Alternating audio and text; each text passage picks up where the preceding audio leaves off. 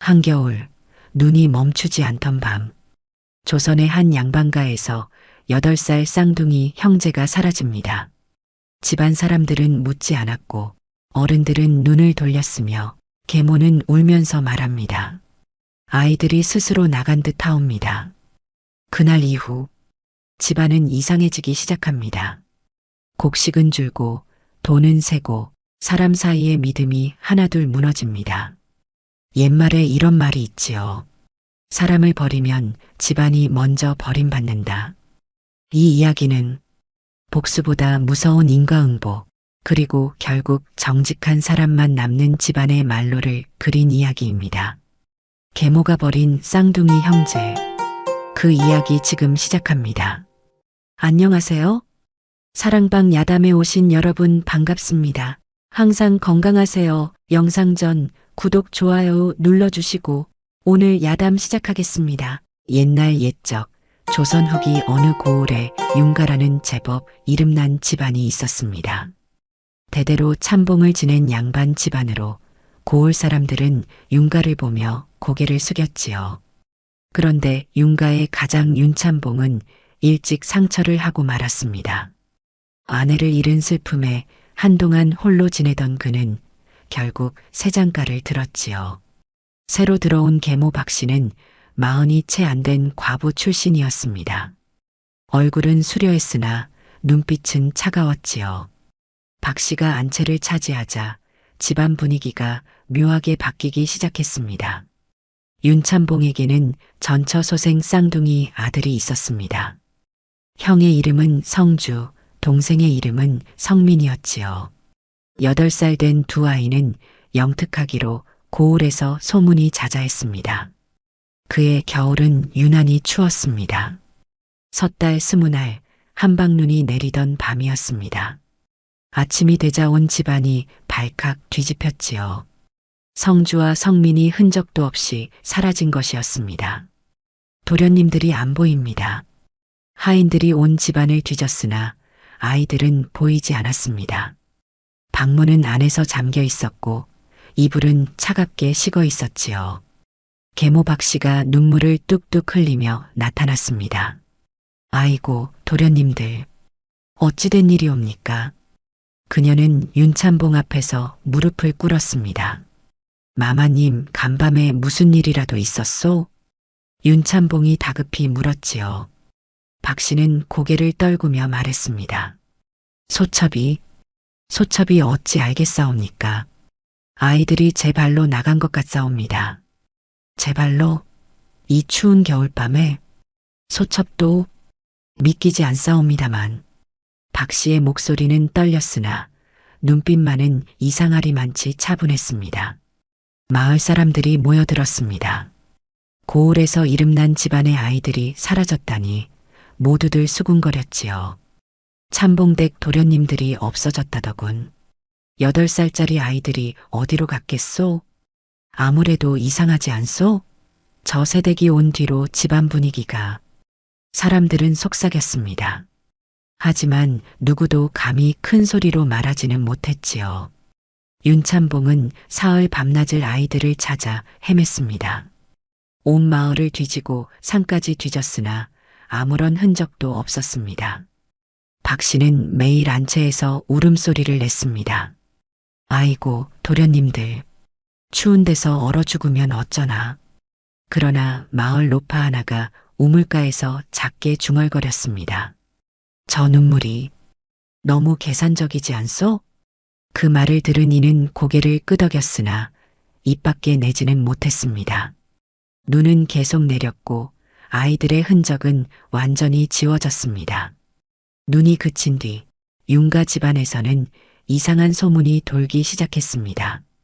쌍둥이는 원래 집안에 재수가 없다지요. 한 몸에서 나온 두 영혼이라 집안 기운을 갈라먹는다고 하지 않소? 처음에는 누가 그런 말을 퍼뜨렸는지 알 수 없었습니다. 하지만 곧 그 말의 근원이 드러났지요. 계모 박씨였습니다. 박씨는 집안 어른들을 하나씩 찾아다니며 말했습니다. 큰 도련님 성주는 어려서부터 몸이 약했사옵니다. 약간만 해도 한 달의 쌀서 말은 들어갔지요. 작은 도련님 성미는 영특하기는 하나 두 아이가 함께 있으니 집안 재물이 둘로 나뉘지 않겠사옵니까? 어른들은 고개를 끄덕였습니다. 박 씨의 말에는 묘한 설득력이 있었지요. 더구나 쌍둥이라는 것이 옛말에도 상서롭지 못하다 했사옵니다. 박 씨는 눈물까지 글썽이며 말을 이었습니다. 소첩이 들어온 뒤로 집안에 우환이 끊이질 않았사옵니다. 곡식은 줄고 소는 병들고 이 모두 쌍둥이 때문이 아니겠사옵니까? 집안 큰어른이 한숨을 쉬었습니다. 그래도 참봉의 자식인데 어르신 자식이라 해도 집안을 망치는 자식이라면 달라야 하지 않겠사옵니까? 박 씨의 목소리에는 도끼가 서려 있었습니다. 윤참봉은 갈팡질팡했습니다. 아내 말도 일리가 있고 어른들의 걱정도 이해가 갔지요. 무엇보다 그는 마음이 약한 사람이었습니다. 아이들이 돌아오면 그때 생각해 보겠소. 윤참봉의 대답은 힘이 없었습니다. 그날 밤 박 씨는 늙은 하인 하나를 불렀습니다. 너는 나를 따르겠느냐 아니면 이 집에서 쫓겨나겠느냐? 하인은 떨며 무릎을 꿇었습니다. 마님, 분부만 내려주시옵소서. 박 씨가 천천히 말했습니다. 오늘 밤 아이들을 데리고 나가거라. 산 아래 주막 근처에 내려놓고 오면 된다. 쌀 2말과 은전 1잎을 주마. 하인의 얼굴이 하얗게 질렸습니다. 그러나 마님, 도련님들을 말대꾸하느냐? 박 씨의 목소리가 차갑게 식었습니다. 하인은 더 이상 말할 수 없었지요. 그날 한밤중이었습니다. 성주와 성민은 잠결에 누군가 이불을 걷어내는 것을 느꼈습니다. 늙은 하인이 두 아이의 입을 막으며 속삭였습니다. 도련님들, 조용히 하십시오. 따라오십시오. 무슨 일이오? 성주가 작게 물었습니다. 하인은 대답하지 않았지요. 두 아이는 부엌 뒤 문으로 끌려나갔습니다. 눈은 다시 내리기 시작했고 차가운 바람이 살을 에웠습니다. 아저씨, 우리 어디 가는 거요? 성민이 떨리는 목소리로 물었습니다. 하인은 고개를 돌리지 않았습니다. 그저 두 아이의 손을 잡고 산길을 내려갔지요. 한참을 걸어 산 아래 주막 근처에 이르렀을 때 하인이 멈춰 섰습니다. 도련님들, 용서하십시오. 하인의 목소리가 떨렸습니다. 그는 품에서 작은 보자기를 꺼내 바닥에 놓았습니다. 이것만 가지고 어디든 살 길을 찾으십시오. 보자기 안에는 떡 몇 개와 동전 몇 잎이 들어 있었습니다. 아저씨, 우리를 버리는 거요? 성주가 물었습니다. 아이의 목소리는 놀랍도록 차분했지요. 하인은 대답 대신 절을 한번 하고는 돌아서서 달아났습니다. 눈발은 점점 거세졌습니다. 두 아이는 주막 뒤 헛간을 발견하고 그 안으로 기어 들어갔습니다. 성민이 형의 손을 꼭 잡으며 말했습니다. 형님, 우리 잘못한 게 있소? 성주는 동생을 끌어안으며 대답했습니다. 아니다, 성민아. 우리는 아무 잘못도 없다. 아이의 목소리에는 눈물이 없었습니다. 대신 단단한 무언가가 자리 잡기 시작했지요. 그날 밤 두 아이는 서로를 껴안은 채 잠들었습니다. 그들은 아직 몰랐습니다. 이 밤이 그들의 인생을 완전히 바꿀 것이라는 사실을 말이지요. 다음 날 아침 주막 주인이 헛간에서 이상한 소리를 들었습니다. 여보게, 헛간 쪽에서 무슨 소리가 나지 않소? 주인이 문을 열자 두 아이가 웅크린 채 떨고 있었습니다. 옷은 얼어붙었고 입술은 파랗게 질려 있었지요. 아니, 이게 무슨... 주인은 깜짝 놀라 아내를 불렀습니다. 하지만 주막 주인 내외는 가난했고 남의 자식을 거둘 형편이 못 되었습니다. 저 아이들, 어찌하면 좋겠소? 우리도 먹고 살기 바쁜데. 어쩔 수 없지 않소? 주인 내외는 안타까워하면서도 발길을 돌렸습니다.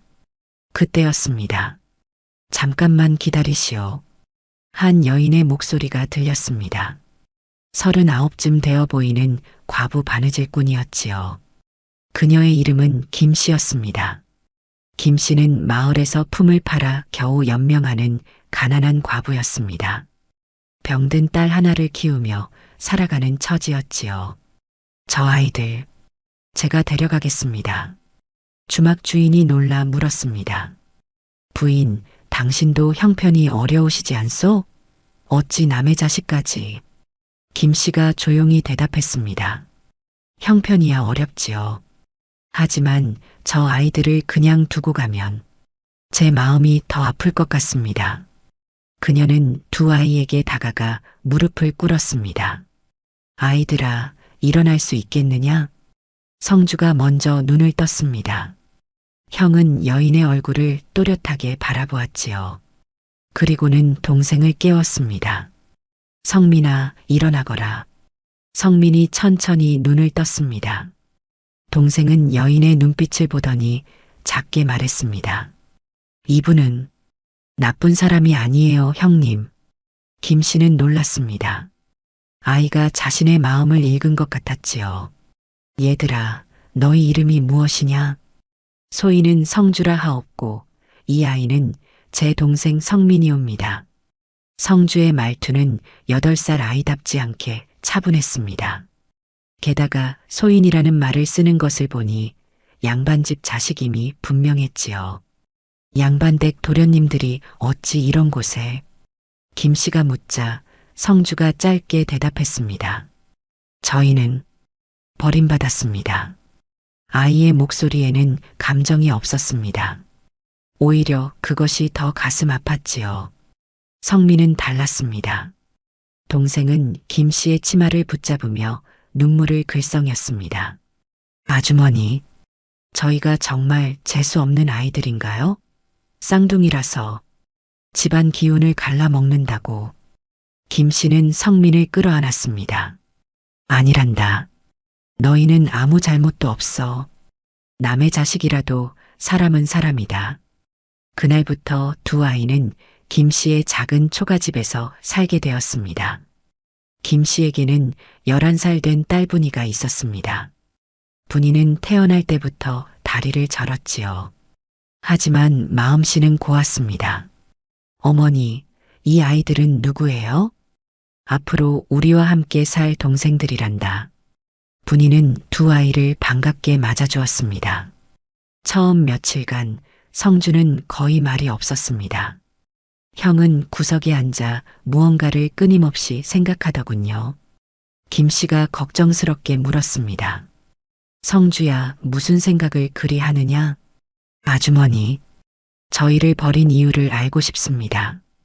이유? 네. 사람은 이유 없이 움직이지 않습니다. 반드시 뭔가 계산이 있었을 것입니다. 8살 아이의 입에서 나온 말이라고는 믿기지 않았습니다. 반면 성민은 달랐습니다. 동생은 김씨와 분이에게 빠르게 마음을 열었지요. 누나, 다리가 아프지 않아요? 응, 괜찮아. 제가 나중에 크면 꼭 누나 다리 고쳐드릴게요. 형님이 약 만드는 법을 배울 거래요. 성민은 사람의 마음을 읽고 위로하는 재주가 있었습니다. 김씨는 종종 놀라곤 했지요. 성민이는 사람 마음을 참 잘 아는구나. 저는요, 사람 눈을 보면 알 수 있어요. 그 사람이 착한지 나쁜지. 한 달쯤 지났을 때 성주가 김씨에게 말했습니다. 아주머니, 소인이 장터에 나가 심부름을 하고 싶습니다. 아직 어린데 무슨... 아니옵니다. 저희는 이제 먹고 살 방법을 배워야 합니다. 울지 않고 살아남는 법을 말이지요. 김씨는 아이의 눈빛을 보고 놀랐습니다. 그 눈에는 어른 같은 단단함이 있었지요. 성민이는 어찌 생각하느냐? 동생은 형의 손을 잡으며 대답했습니다. 저는 형님이 하자는 대로 할래요. 형님은 언제나 옳으니까요. 두 아이는 서로 다른 재능을 가졌지만 서로를 완전히 믿었습니다. 그날부터 성주는 셈과 글을 더욱 열심히 익혔습니다. 형은 주막 주인에게 빌린 책을 밤새 읽었지요. 성민은 장터에 나가 사람들을 관찰했습니다. 동생은 누가 거짓말을 하는지, 누가 진심을 말하는지 귀신같이 알아맞히더군요. 형님, 저 아저씨는 거짓말하고 있어요. 어떻게 아느냐? 눈이 자꾸 다른 데를 보거든요. 그리고 말할 때 손을 만지작거려요. 성주는 동생의 말을 믿었습니다. 그리고 그 관찰을 기록했지요. 두 아이는 비상하게 머리가 좋았습니다. 하지만 그들은 울지 않았습니다. 대신 서로 손을 잡고 살아남는 법을 배웠습니다. 그리고 마음속 깊은 곳에 언젠가 진실을 밝힐 것이라는 다짐을 품었지요. 윤가 집안에서는 이상한 일이 벌어지기 시작했습니다. 쌍둥이가 사라진 지 석 달쯤 지났을 때였습니다. 곡간지기가 윤참봉에게 말했습니다. 날이 이상하옵니다. 곡식이 자꾸 줄어드옵니다. 줄어든다니? 쥐라도 들었느냐? 쥐 때문이 아니옵니다. 장부와 실제가 맞지 않사옵니다. 윤참봉이 눈살을 찌푸렸습니다. 얼마나 차이가 나느냐? 쌀만 해도 한 달에 서말씩은 빠져나가옵니다. 윤참봉이 곡간을 살피려 하자 박 씨가 재빨리 나타났습니다. 나으리, 그것은 소첩이 처리한 일이옵니다. 부인이? 네, 집안 살림이란 원래 그러한 것이옵니다. 하인들 먹이고 손님 접대하고 장부에 다 적을 수는 없지 않겠사옵니까? 박 씨는 웃으며 넘겼습니다. 윤참봉은 아내의 말에 고개를 끄덕였지요. 하지만 일은 그것으로 끝나지 않았습니다. 석 달 뒤 빚쟁이가 찾아왔습니다. 참봉날이 차용증대로 은자 50냥을 갚아주시오.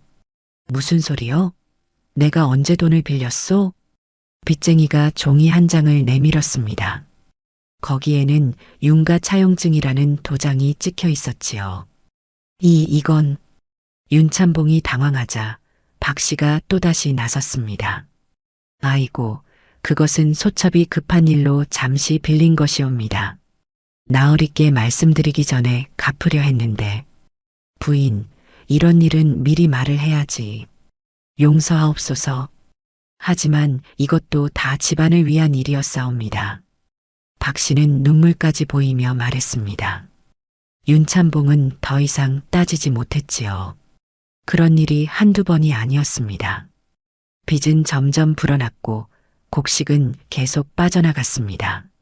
하지만 박 씨는 매번 집안 살림이 원래 그렇다며 둘러댔지요. 한편 장터에서 심부름을 하던 성주와 성민은 우연히 이상한 장면을 목격했습니다. 그날도 두 아이는 김 씨의 심부름으로 곡식을 사러 갔습니다. 성주는 값을 흥정하고 성민은 사람들의 얼굴을 살피더군요. 형님, 저기 좀 보세요. 성민이 한쪽을 가리켰습니다. 윤가 집안의 하인 하나가 곡식 장수와 은밀히 이야기를 나누고 있었습니다. 윤가 것이 맞소? 그렇소. 마님께서 내어주신 것이요. 성주의 눈빛이 날카로워졌습니다. 형은 동생의 손을 잡고 조용히 가까이 다가갔지요. 얼마나 돼오? 이번에는 쌀 10마리요. 은자 5냥이 넘기겠소. 가격이 터무니없이 싸지 않소? 그러게 말이요. 하지만 마님이 빨리 처리하라고 하시니. 두 사람의 대화를 듣던 성주는 재빨리 기억했습니다. 쌀 10마리면 보통 은자 10냥은 받아야 하는데 절반 가격에 넘기고 있었던 겁니다. 형님, 저 사람들 뭐 하는 거예요? 성민이 작게 속삭였습니다. 성주가 대답했습니다. 집안 곡식을 빼돌리고 있다. 그것도 계모의 지시로 말이다. 그럼 그 돈은 어디로 가는 거예요? 계모 주머니로 들어가겠지. 성주는 침착하게 상황을 판단했습니다. 며칠 뒤 두 아이는 또 다른 장면을 보았습니다. 이번에는 다른 하인이 차용증을 들고 돈을 받는 모습이었습니다. 윤가 도장이 찍혀 있으니 확실하지요? 그렇소. 이것으로 은자 30냥을 받겠소. 윤참봉이 알고 있는 일이요? 그야 마님이 알아서 하시는 일이지요. 성주는 곧장 김 씨의 집으로 돌아와 말했습니다.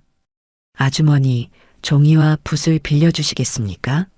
무엇에 쓰려고? 기록을 남기려 합니다. 우리가 본 것들을 말이지요. 성주는 그날부터 장부를 만들기 시작했습니다. 날짜, 장소, 거래 내용, 금액, 모든 것을 빠짐없이 적어 나갔지요. 형님, 이걸 왜 적어두는 거예요? 성민이 물었습니다. 성주가 차분히 대답했습니다. 언젠가 필요할 날이 올 것이다. 사람들은 말을 믿지 않는다. 하지만 기록은 믿는다. 그럼 우리가 나중에 이걸 가지고 그렇다. 진실을 밝힐 때 이것이 칼이 될 것이다. 성민은 형의 말을 이해했습니다. 동생은 사람 마음을 읽는 재주가 있었지만 형은 미래를 내다보는 눈이 있었던 겁니다. 성민아, 너는 사람들을 잘 관찰해라. 누가 거짓말을 하는지, 누가 계모와 한패인지, 그것을 내게 알려다오. 알겠어요, 형님. 두 아이는 그날부터 더욱 주의 깊게 장터를 다녔습니다.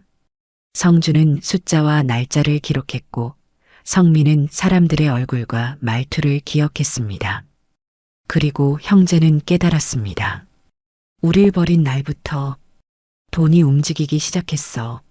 성주가 중얼거렸습니다. 장부를 보니 모든 일이 자신들이 집에서 쫓겨난 직후부터 시작되었던 겁니다. 계모는 우릴 버리고 집안 재산을 빼돌릴 계획이었던 거야. 성민이 분노했습니다. 형님, 우리 이제 어떻게 해요? 성주는 조용히 장부를 덮으며 말했습니다. 아직은 때가 아니다. 우리는 더 커야 하고 더 많은 증거를 모아야 한다. 복수는 서두르는 것이 아니란다.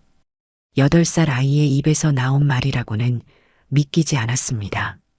하지만 성주의 눈빛에는 단단한 결의가 서려 있었지요.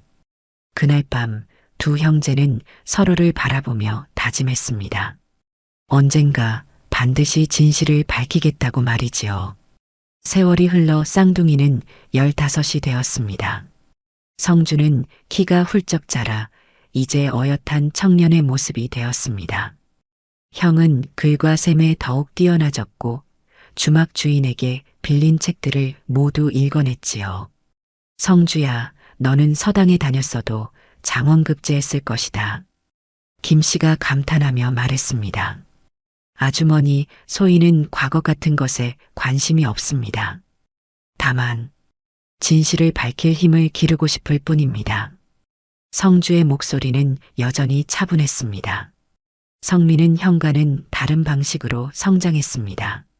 동생은 장터에서 온갖 사람들을 만나며 사람 마음을 읽는 재주를 더욱 갈고 닦았지요. 성민아, 저 양반이 거짓말을 하고 있는지 어떻게 아느냐? 목소리가 평소보다 높아졌어요. 그리고 손을 계속 주머니에 넣었다 뺐다 하잖아요. 불안한 거예요. 성민의 관찰력은 이제 귀신 같은 수준이었습니다. 어느 날 두 형제는 장터에서 윤가의 머슴 하나를 우연히 만났습니다. 너희들 혹시 윤가 도련님들 아니냐? 늙은 머슴이 두 아이를 알아보았습니다. 하지만 곧 놀라 입을 다물더군요. 성민이 재빨리 다가가 말했습니다. 아저씨, 우리를 아시는군요. 윤가는 요즘 어떻습니까? 머슴은 주위를 살피더니 작은 목소리로 말했습니다. 도련님들, 참복나리께서는 아직도 당신들이 도망쳤다고 믿고 계십니다. 성주의 눈빛이 번쩍였습니다. 아버지께서 아직도? 그렇습니다. 마님께서 나리를 완전히 속이고 계시지요. 나리는 매년 제삿날마다 도련님들을 위해 밥상을 차리십니다. 성민의 가슴이 먹먹해졌습니다. 아버지께서 우리를 찾고 계신 겁니까? 처음 몇 년은 그러셨습니다. 하지만 마님이 계속 아이들이 스스로 떠났다고 하시니 이제는 체념하신 것 같습니다. 머슴은 한숨을 쉬었습니다. 하지만 집안 형편은 나날이 나빠지고 있습니다. 빚은 늘어나고 땅은 팔리고 마님의 소생 도련님은 노름에 빠져 사고만 치고 계시지요. 계모의 아들이 성주가 조용히 중얼거렸습니다. 그 도련님은 이름이 무엇입니까? 성욱이라 하옵니다. 올해 13살이 되었지요. 하지만 버릇이 없기로 유명합니다. 머슴은 더 말하려다 주위를 보고는 황급히 떠났습니다.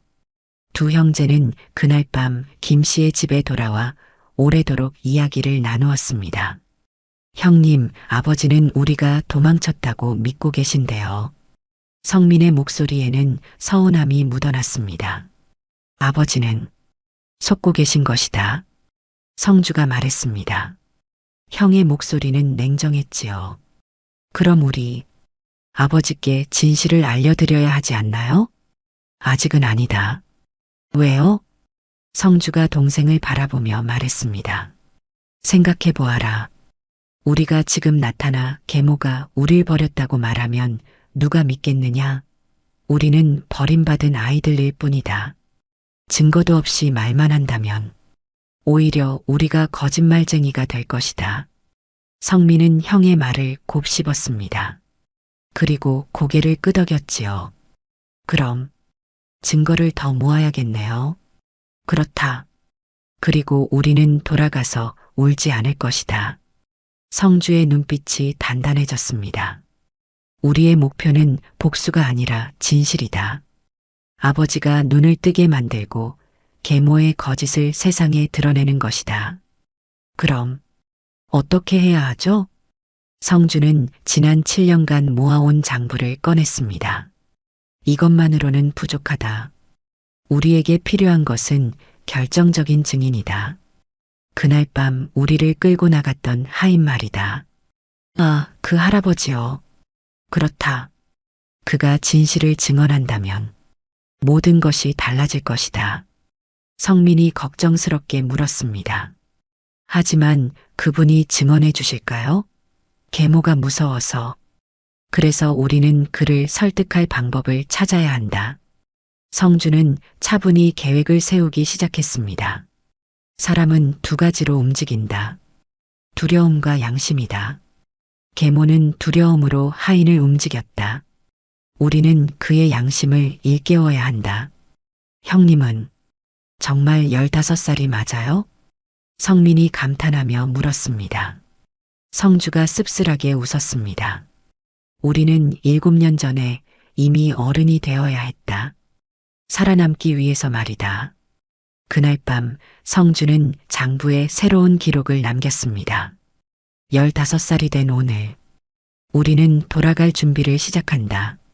복수가 아니라 진실을 위하여. 성민은 창밖을 바라보며 중얼거렸습니다.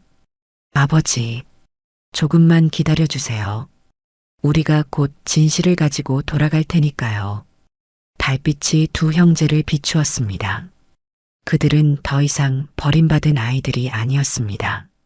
진실을 밝힐 준비가 된 청년들이었지요. 7년간의 기다림이 이제 끝나가고 있었습니다. 그의 여름 윤가에 큰 사건이 터졌습니다. 계모 박 씨의 아들 성욱이 서당에서 심각한 사고를 쳤던 겁니다. 13살 된 성욱은 다른 양반집 자제와 다투다 그 아이를 크게 다치게 만들었지요. 윤참봉, 당신 아들이 우리 아이 팔을 부러뜨렸소. 상대 집안의 아버지가 윤가로 쳐들어왔습니다. 이게 무슨 말씀이요? 윤참봉이 황급히 나왔습니다. 박 씨는 안채에서 얼굴이 하얗게 질려 있었지요. 당장 관가에 고발하겠소. 당신네 아들은 버릇이 없기로 소문이 자자하지 않소? 소문은 금세 마을에 퍼졌습니다. 윤가 도련님이 또 사고를 쳤다더군. 이번이 처음이 아니지 않소? 지난번에도 남의 집 담을 넘어 물건을 훔쳤다더니 계모소생이라 그런지 버릇이 영 아니오시다. 박 씨는 발을 동동 구르며 윤참봉에게 매달렸습니다. 나으리, 제발 좀 막아주십시오. 관가에 고발되면 우리 성욱이가 부인, 이번 일은 심각하오. 상대 집안이 워낙 완고하니 은자 100냥을 드리겠다 하십시오. 아니, 200냥이라도. 윤참봉이 깜짝 놀라 물었습니다. 200냥이라니 우리 집안에 그런 돈이 어디 있소? 소첩이 알아서 구하겠습니다. 박 씨는 그날 밤 비밀리에 움직였습니다. 고리대금업자를 불러 윤가의 땅 문서를 담보로 거금을 빌렸지요. 그리고 그 돈으로 상대 집안의 입을 막았습니다. 하지만 일은 그것으로 끝나지 않았습니다. 돈을 받은 상대 집안 아버지가 술에 취해 장터에서 떠들어댔던 겁니다. 윤가에서 200냥을 줬소. 그 돈으로 내 아들 팔을 샀다는 거지. 200냥이라니 윤가가 그렇게 부자였소? 아니, 요즘 윤가는 빚이 많다던데 그 돈이 어디서 났을까? 소문은 걷잡을 수 없이 퍼져나갔습니다. 그 소문을 들은 사람들 중에 성주와 성민도 있었습니다. 형님, 들으셨어요? 윤가에서 200냥이나 뿌렸대요. 성민이 급히 말했습니다. 성주는 침착하게 물었습니다. 그 돈의 출처를 아는 사람이 있느냐? 다들 수상쩍다고 하던데요. 윤가는 요즘 빚이 많다는데 갑자기 거금이 어디서 났냐고.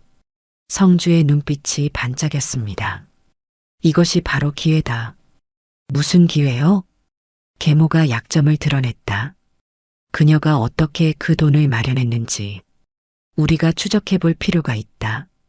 두 형제는 곧바로 움직이기 시작했습니다.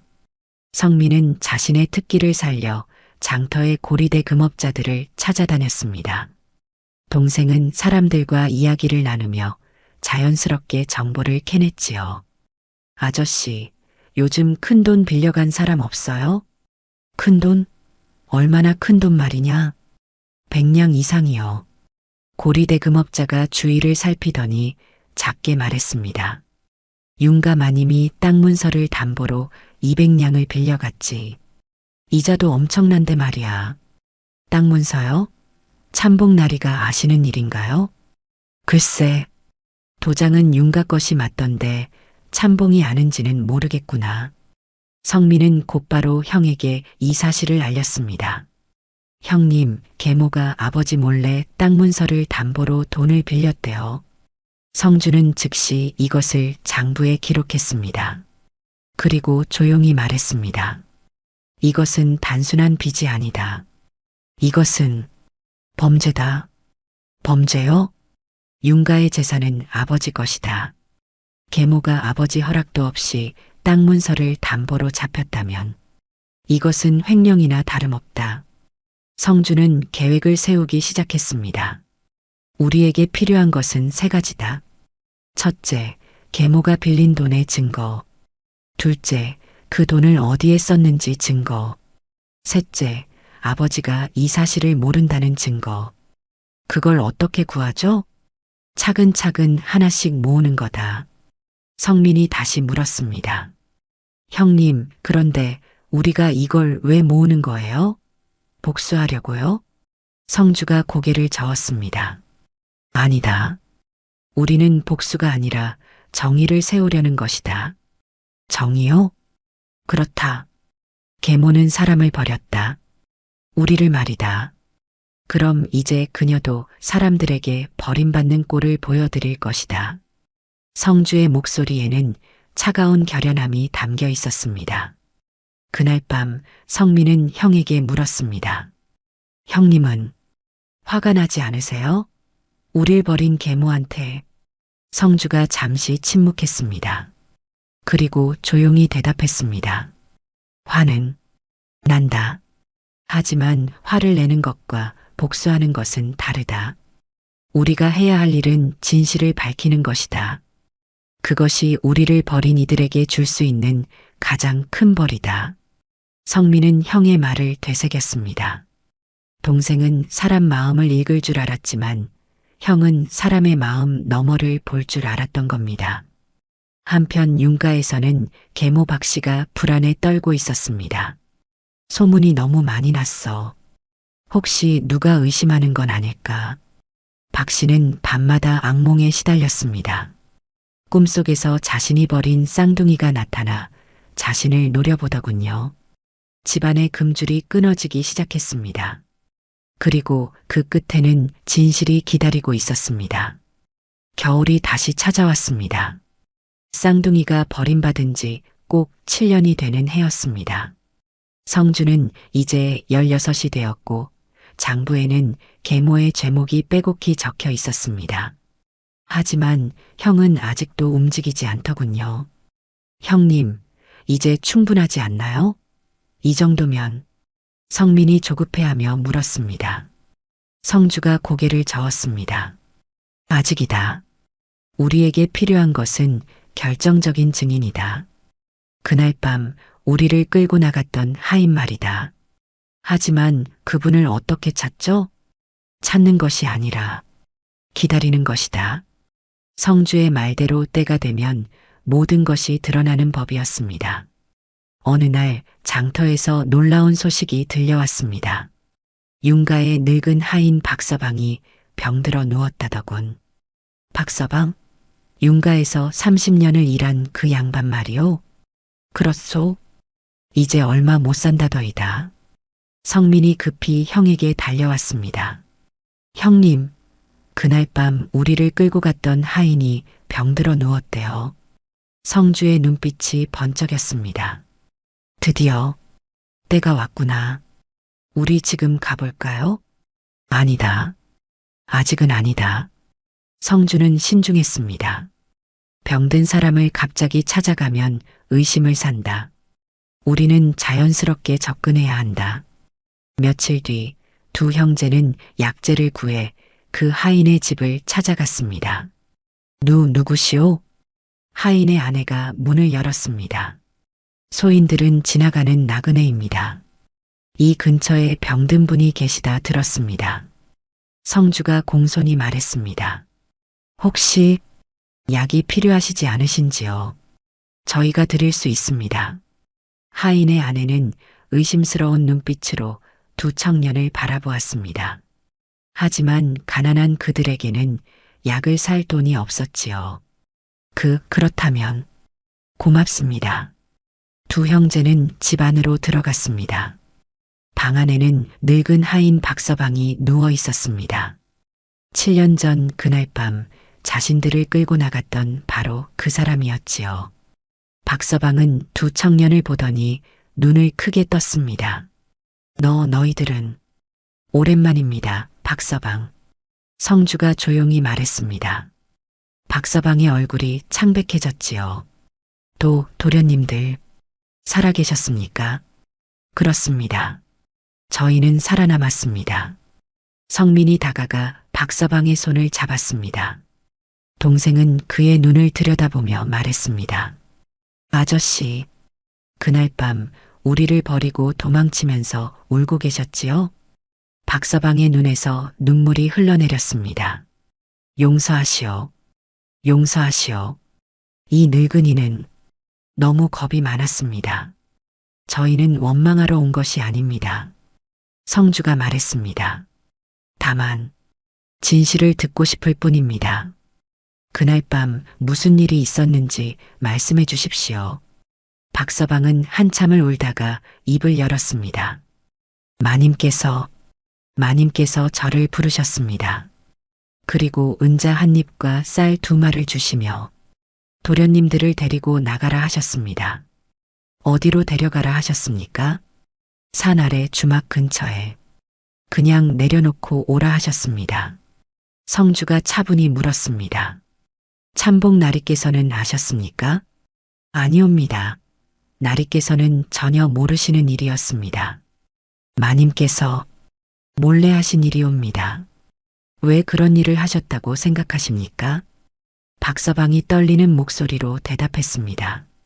마님은 마님은 전처 소생인 도련님들이 눈엣 가시였습니다. 당신 아들 성욱 도련님만 키우고 싶으셨지요. 그래서 우리를 버리신 겁니까? 그렇습니다. 그리고 그 뒤로 마님은 집안 재산을 빼돌리기 시작하셨습니다. 곡식도 땅 문서도. 성주와 성민은 서로를 바라보았습니다. 그들이 모은 증거가 모두 사실이었던 겁니다. 박서방, 이 말씀을 다른 사람들 앞에서도 하실 수 있으십니까? 성주가 물었습니다. 박서방이 고개를 끄덕였습니다. 저는 이제 얼마 못 삽니다. 죽기 전에 이 죄를 씻고 싶습니다. 그럼 한 가지만 더 부탁드리겠습니다. 성주는 종이와 붓을 꺼냈습니다.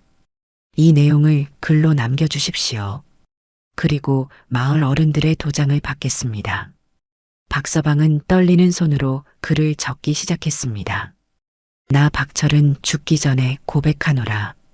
7년 전 섣달 20날 밤 윤가 마님 박씨의 명으로 어린 도련님 둘을 집에서 내보냈다. 마님은 나에게 은자 한 입과 쌀 2마를 주며 아이들을 산 아래에 버리라 하셨다. 참복나리께서는 이 사실을 전혀 모르셨다. 글을 다 쓴 박서방은 자신의 도장을 찍었습니다. 성주는 이 문서를 들고 마을의 훈장과 어른들을 찾아갔습니다. 이것이 사실이요? 훈장이 놀라며 물었습니다. 박서방께 직접 물어보십시오. 그분은 거짓말을 하실 분이 아닙니다. 마을 어른들이 박서방의 집을 찾아갔습니다. 박서방은 어른들 앞에서 다시 한번 모든 것을 고백했지요. 제가 잘못했습니다. 하지만 이것만은 사실입니다. 마님이 시켰습니다. 어른들은 숙연해졌습니다. 그리고 문서에 하나씩 도장을 찍더군요. 이제 이것이 증거가 되겠구나. 성주는 문서를 조심스럽게 간직했습니다. 성민이 형의 손을 잡으며 말했습니다. 형님, 이제 우리 돌아가도 되는 거죠? 성주가 고개를 끄덕였습니다. 그렇다. 이제 칼은 필요 없다. 문서가 칼이 될 것이다. 두 형제는 김 씨를 찾아가 말했습니다. 아주머니, 저희가 이제 가야 할 곳이 있습니다. 김 씨는 눈물을 글썽이며 두 청년을 안았습니다. 너희들 잘 자랐구나. 가거라. 그리고 떳떳하게 진실을 밝혀라. 아주머니, 은혜는 평생 잊지 않겠습니다. 너희가 잘 사는 것이 나에게는 가장 큰 보답이란다. 그날 밤 두 형제는 7년 만에 윤가로 향하는 길을 걸었습니다. 손에는 진실이 담긴 문서가 들려 있었습니다. 이제 복수가 아닌 정의가 시작될 것이었습니다. 윤가의 조상 제삿날이 다가왔습니다. 7년 전 쌍둥이가 사라진 그날도 바로 조상 제삿날을 며칠 앞둔 때였지요. 이번 제사에는 온 친족이 모인다더군. 그렇지. 윤가 큰댁 어른신이 오신다니 집안 대소사를 결정할 중요한 자리가 될 게야. 마을 사람들이 수군거렸습니다.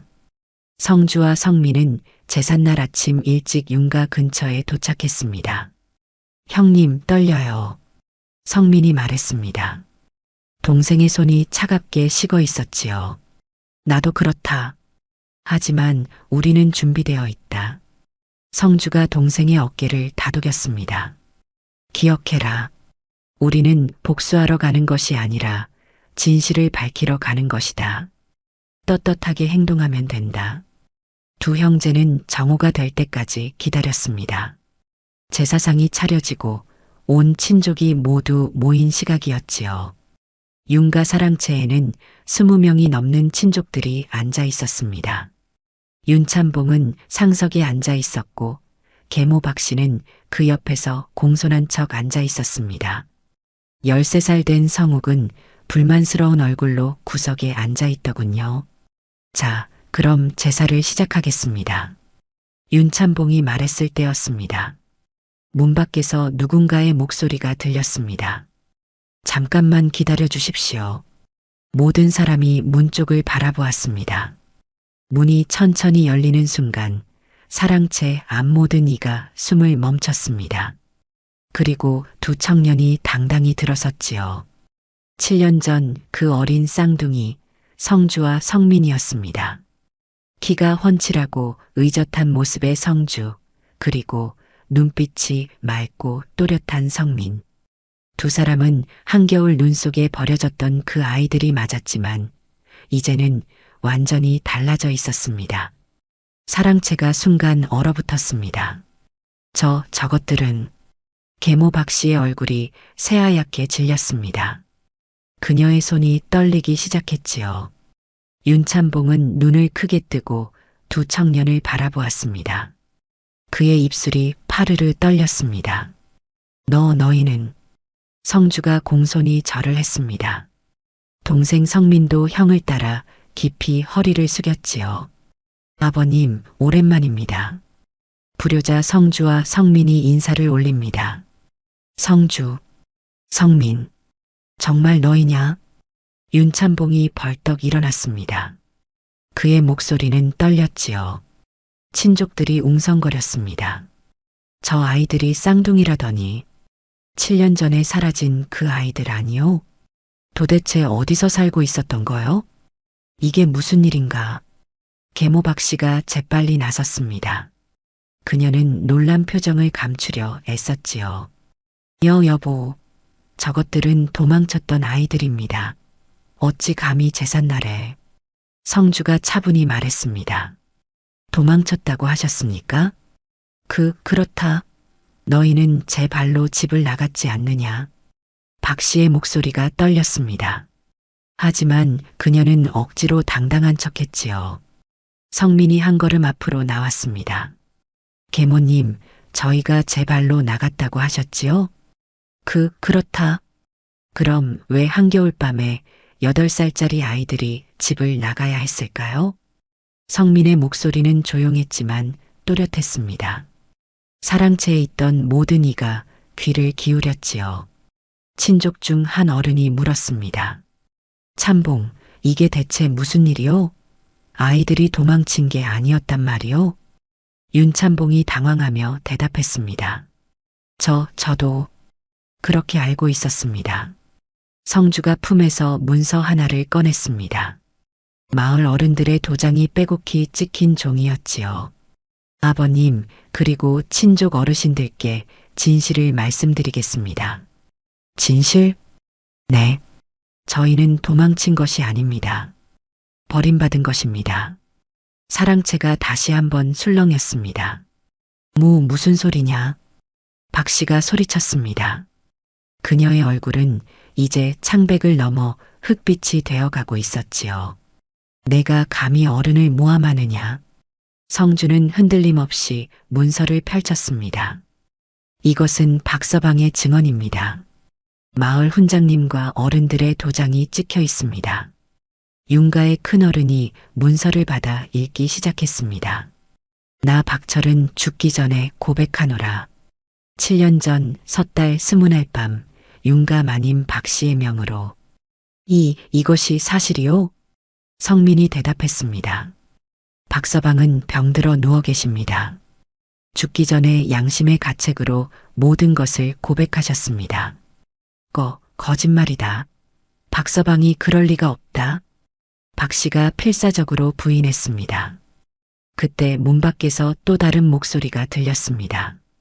거짓말이 아니옵니다. 마을 훈장이 들어왔습니다. 그 뒤로 여러 마을 어른들이 따라 들어왔지요. 저희가 직접 박서방에게 들었습니다. 그는 거짓말을 하실 분이 아닙니다. 훈장의 말에 박 씨의 얼굴은 완전히 흑빛이 되었습니다. 성주가 다시 말했습니다. 그날 밤 계모님께서는 박서방에게 은자 한 입과 쌀 2마를 주며 저희를 산 아래에 버리라 하셨습니다. 아니다. 아니야. 박 씨가 소리쳤습니다. 하지만 그녀의 목소리에는 더 이상 힘이 없었지요. 그럼 이것은 무엇입니까? 성주가 또 다른 문서를 꺼냈습니다. 7년간 모은 계모의 비리가 빼곡히 적힌 장부였지요. 이것은 지난 7년간 계모님께서 집안 재산을 빼돌린 기록입니다. 날짜, 장소, 금액, 증인 모두 기록되어 있습니다. 윤찬봉이 장부를 받아들었습니다. 그의 손이 떨렸지요. 페이지를 넘길 때마다 그의 얼굴은 점점 더 굳어져 갔습니다. 이것이 저희가 사라진 바로 그날부터 곡식이 빠져나가기 시작했습니다. 그리고 아버님 모르게 땅 문서를 담보로 거금을 빌리셨지요. 친족들이 웅성거렸습니다. 이게 사실이요, 찬봉. 나는 몰랐어. 나는 정말. 윤찬봉의 목소리가 떨렸습니다. 그의 눈에서 눈물이 흘러내리기 시작했지요. 박 씨가 무릎을 꿇었습니다. 나으리, 이것은 모함입니다. 저 아이들이 저를 모함하는 겁니다. 하지만 아무도 그녀의 말을 믿지 않았습니다. 성민이 마지막으로 말했습니다. 계모님, 저희는 복수하러 온 것이 아닙니다. 다만 진실을 밝히러 왔을 뿐입니다. 침묵이 흘렀습니다. 그리고 윤찬봉이 천천히 무릎을 꿇었습니다. 성주야, 성민아, 아비가 잘못했다. 그의 목소리에는 깊은 회한이 담겨 있었습니다. 제삿날에 돌아온 두 형제. 그들은 이제 더 이상 버림받은 아이들이 아니었습니다. 진실을 밝힌 정의로운 청년들이었지요. 사랑채의 침묵을 깬 것은 윤가의 큰어른이었습니다. 박 씨, 이 모든 것이 사실이요? 큰어른의 목소리는 차갑고 단호했습니다. 박 씨는 바들바들 떨며 변명을 늘어놓았습니다. 아니옵니다. 저 아이들이 거짓말이라고? 성주가 조용히 끼어들었습니다. 그럼 이것도 거짓말입니까? 형은 또 다른 문서를 꺼냈습니다. 고리대금업자의 차용증이었지요. 지난 여름 계모님께서는 아드님 성욱의 사고를 덮기 위해 200냥을 빌리셨습니다. 윤가의 남쪽 논을 담보로 말입니다. 뭐라고? 윤찬봉이 벌떡 일어났습니다. 그의 얼굴이 붉게 달아올랐지요. 남쪽 논을 담보로? 내가 언제 그런 허락을? 아버님께서는 모르셨습니다. 계모님께서 아버님의 도장을 몰래 사용하셨으니까요. 친족들의 웅성거림이 커졌습니다. 도장을 몰래 사용했다고? 이것은 횡령이 아니오. 집안 재산을 제 멋대로. 이런 여자를 안채해 두었다니. 성민이 말을 이었습니다. 그뿐만이 아닙니다. 지난 7년간 계모님께서는 장터 상인들에게 뒷돈을 주며 집안 곡식을 헐값에 넘기셨습니다. 증거가 있느냐? 큰어른이 물었습니다. 여기 장터 곡식 장수 김서방의 증언이 있습니다. 성주가 또 다른 문서를 내밀었습니다. 그러자 문 밖에서 준비된 증인들이 하나둘씩 사랑채로 들어오기 시작했지요. 소인이 증언하겠습니다. 마님께서 매달 쌀 10말씩을 헐값에 넘기라 하셨습니다. 소인도 증언하겠습니다. 마님께서 윤가의 곡식을 빼돌리라 시키셨습니다. 소인은 차용증을 위조하라는 지시를 받았습니다. 증인들의 말이 이어지자 박 씨의 얼굴은 완전히 흑빛이 되었습니다. 그녀는 이리저리 고개를 돌리며 도망칠 구멍을 찾는 듯 했지요. 이것들이 다 짜고 치는 고스톱이다. 저 아이들이 돈을 주고 시킨 거다. 박 씨가 악을 썼습니다. 성주가 차분히 대답했습니다. 저희가 무슨 돈으로 증인들을 매수하겠습니까? 저희는 지난 7년간 주막 근처에서 품팔이하며 겨우 연명해 왔습니다. 그렇다면 너희는 어떻게 살았느냐? 8살짜리가 어떻게? 과부 김씨라는 분이 저희를 거두어 주셨습니다. 성민의 목소리가 떨렸습니다. 동생의 눈에는 감사의 눈물이 맺혀 있었지요. 아무것도 없는 가난한 분이었지만 저희를 사람으로 대해주셨습니다. 계모님께서는 저희를 버리셨지만 세상에는 더 따뜻한 사람이 있었습니다. 그 말에 사랑채가 숙연해졌습니다. 윤참봉이 두 손으로 얼굴을 가렸습니다. 내가 무슨 짓을 한 거냐? 큰어른이 박 씨를 향해 냉정하게 말했습니다. 박 씨, 더 이상 변명은 듣지 않겠소. 증거와 증인이 모두 있는데 무슨 말이 더 필요하오? 저는 박 씨의 목소리가 떨렸습니다. 집안의 자식을 버린 죄, 가장 몰래 재산을 빼돌린 죄, 도장을 위조한 죄. 이 모든 것이 용서받을 수 없는 일이요. 친족들이 하나둘 고개를 끄덕이기 시작했습니다. 맞소. 이것은 용서할 수 없는 일이요. 집안의 체면이 땅에 떨어졌소. 어린 자식들을 한겨울밤에 내다버리다니. 짐승만도 못한 짓이요. 저런 여자를 안채에 두었다니. 여론이 완전히 뒤집혔습니다. 박 씨를 동정하는 목소리는 단 하나도 없었지요. 박 씨는 마지막으로 자신의 아들 성욱을 끌어안으며 울부짖었습니다. 내 아들을 위해서였소. 전처 소생들이 있으면 내 아들이 설 자리가 없지 않소. 그래서 어린 자식들을 추운 겨울밤에 내다버렸단 말이오. 큰어른의 목소리가 차가웠습니다. 당신은 사람이 아니오. 짐승도 제 새끼는 버리지 않는데 남의 어린 자식을 그렇게, 그것도 8살짜리 아이들을, 그리고 7년 동안 집안 재산을 빼돌리다니. 박 씨가 무너져 내렸습니다. 그녀는 바닥에 주저앉아 오열했지요. 윤참봉이 천천히 두 아들에게 다가왔습니다. 성주야, 성민아, 아버님, 아비가 너희를 지키지 못했구나. 아비가 마음이 약해 눈을 돌렸구나. 윤참봉의 목소리는 떨렸습니다. 그는 두 아들 앞에서 다시 무릎을 꿇었지요. 아비는 용서받을 자격이 없다. 하지만 용서해다오. 아비를 용서해다오. 그의 목소리는 점점 작아졌습니다. 그리고 마침내 흐느끼기 시작했지요. 성주와 성민은 서로를 바라보았습니다. 두 사람의 눈빛에는 복잡한 감정이 담겨 있었습니다. 성주가 먼저 아버지에게 다가가 부축했습니다. 아버님, 일어나십시오. 성주야, 저희는 아버님을 원망하지 않습니다. 아버님도 속으신 것입니다. 성민도 다가와 아버지의 손을 잡았습니다. 아버님, 저희가 돌아온 것은 복수하려는 것이 아니었습니다. 다만 진실을 밝히고 싶었을 뿐입니다. 윤참봉이 두 아들을 끌어안고 울었습니다. 고맙다. 너희가 이렇게 자라줘서 고맙다. 큰어른이 엄숙하게 선언했습니다. 박 씨는 오늘로 이 집에서 쫓겨날 것이요. 집안의 재산은 모두 회수하고 빚은 남은 재산으로 갚을 것이요.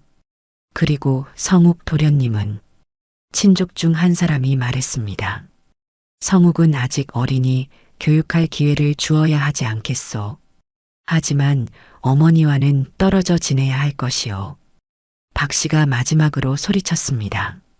이럴 수가. 내 아들을. 하지만 아무도 그녀의 말을 듣지 않았습니다.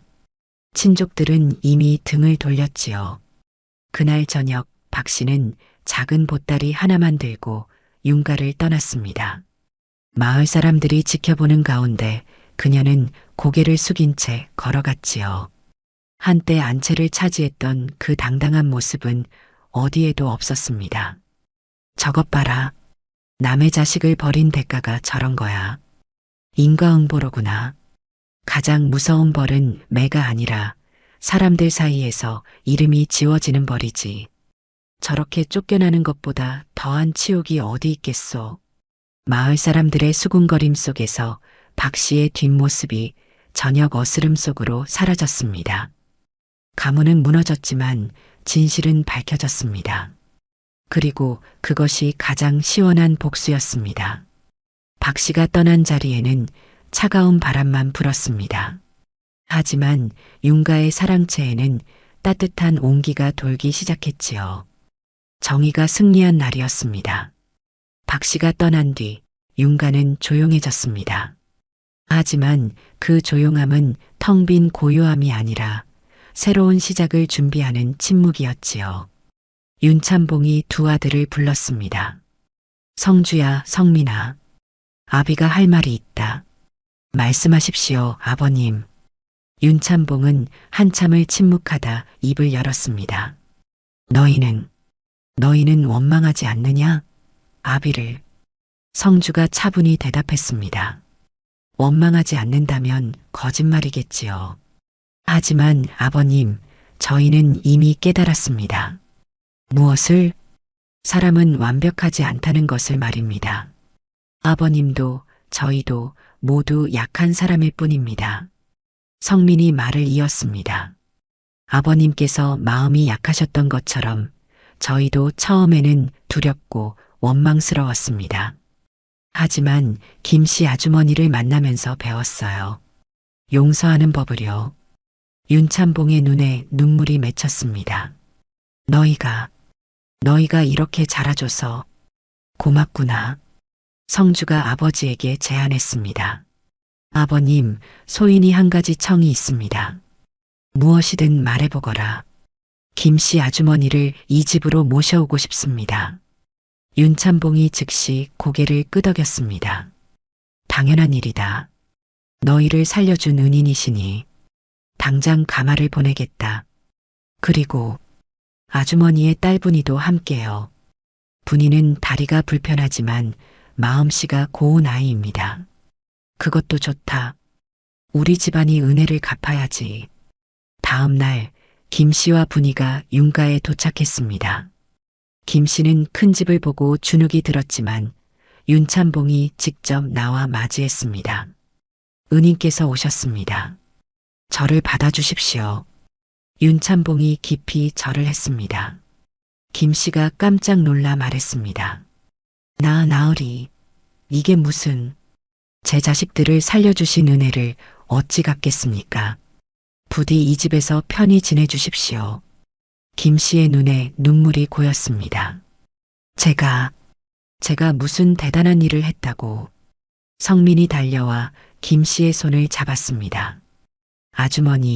아주머니께서는 저희에게 가장 소중한 것을 주셨어요. 사람으로 대해주신 거요. 분이도 눈물을 흘렸습니다. 오빠들, 이제 정말 집에 돌아온 거예요? 그래, 분이야. 그리고 너도 이제 우리 가족이야. 그날 저녁 온 가족이 함께 저녁상을 받았습니다. 윤참봉, 성주, 성민, 그리고 김씨와 분이까지. 또 구석에는 13살 성욱이 조용히 앉아 있었습니다. 성욱은 어머니가 떠난 뒤 말이 없었습니다. 하지만 가끔씩 성주와 성민을 훔쳐보곤 했지요. 성민이 성욱에게 밥을 건네며 말했습니다. 성욱아, 많이 먹어라. 성욱이 놀라 형들을 바라보았습니다. 형님들, 너는 잘못이 없다. 성주가 조용히 말했습니다. 내가 태어난 것은 내 잘못이 아니다. 그리고 내 어머니가 한 일도 내 책임이 아니다. 하지만 어머니가 형님들을, 우리는 너를 미워하지 않는다. 다만 내가 올바르게 자라기를 바랄 뿐이다. 성욱의 눈에 눈물이 맺혔습니다. 형님들, 고맙습니다. 저도 형님들처럼 되고 싶습니다. 그날 밤 성주는 윤가의 곡간을 정리하기 시작했습니다. 7년간 빼돌려진 곡식과 돈의 기록을 하나씩 확인했지요. 빚이 많이 남았구나. 성주가 한숨을 쉬었습니다. 형님, 어떻게 할 거예요? 성민이 물었습니다. 하나씩 갚아 나가야지. 다행히 농사 지을 땅은 아직 남아있다. 그리고 우리가 일을 하면 된다. 우리가요? 그렇다. 이제 우리는 이 집안의 기둥이 되어야 한다. 성주의 눈빛에는 결연함이 담겨 있었습니다. 그날부터 두 형제는 집안 살림을 일으켜 세우기 시작했습니다.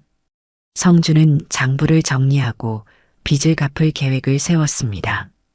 동생 성민은 장터에 나가 사람들을 만나며 신뢰를 쌓았지요. 윤가 도련님들이 참 의젓하더군. 버림받고도 저렇게 떳떳하게 살다니. 정말 대단한 아이들이야. 아버지를 용서하는 마음씨가 보통이 아니더군. 마을 사람들의 평판도 서서히 바뀌어 갔습니다. 1년이 지났습니다. 윤가는 조금씩 살림이 나아지기 시작했습니다. 빚의 절반을 갚았고 집안 분위기도 밝아졌지요. 성욱도 달라졌습니다.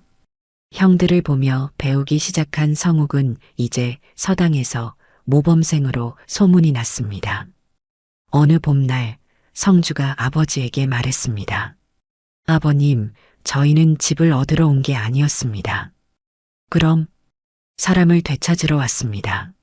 아버님과 저희 자신을 말입니다. 윤참봉이 아들의 손을 꼭 잡았습니다. 성주야, 내가 진정한 이 집안의 기둥이구나. 성민이 김 씨의 손을 잡으며 말했습니다. 아주머니께서 저희를 살려주셨어요. 그러니 아주머니도 우리 가족입니다.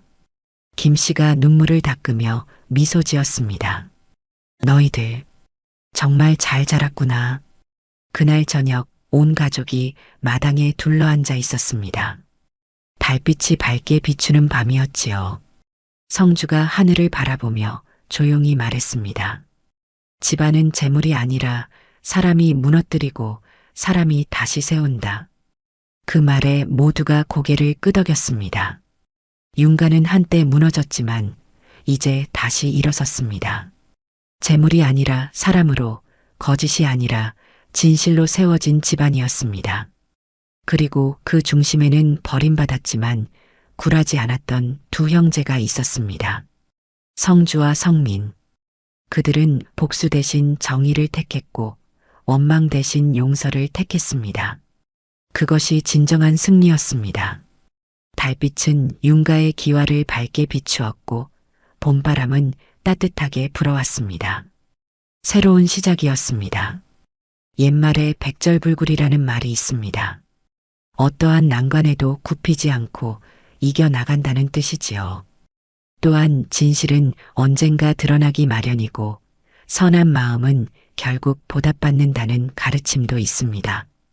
윤가의 쌍둥이 형제는 버림받는 고통 속에서도 올바른 길을 걸었습니다. 복수가 아닌 진실을, 원망이 아닌 용서를 택했던 것이지요. 그리고 그들의 선택은 무너진 집안을 다시 일으켜 세웠습니다. 다음 영상을 빠르게 만나보시려면 좋아요와 구독을 눌러주세요. 그럼 더 재미있는 영상으로 찾아뵙겠습니다. 모두 행복한 하루 보내세요.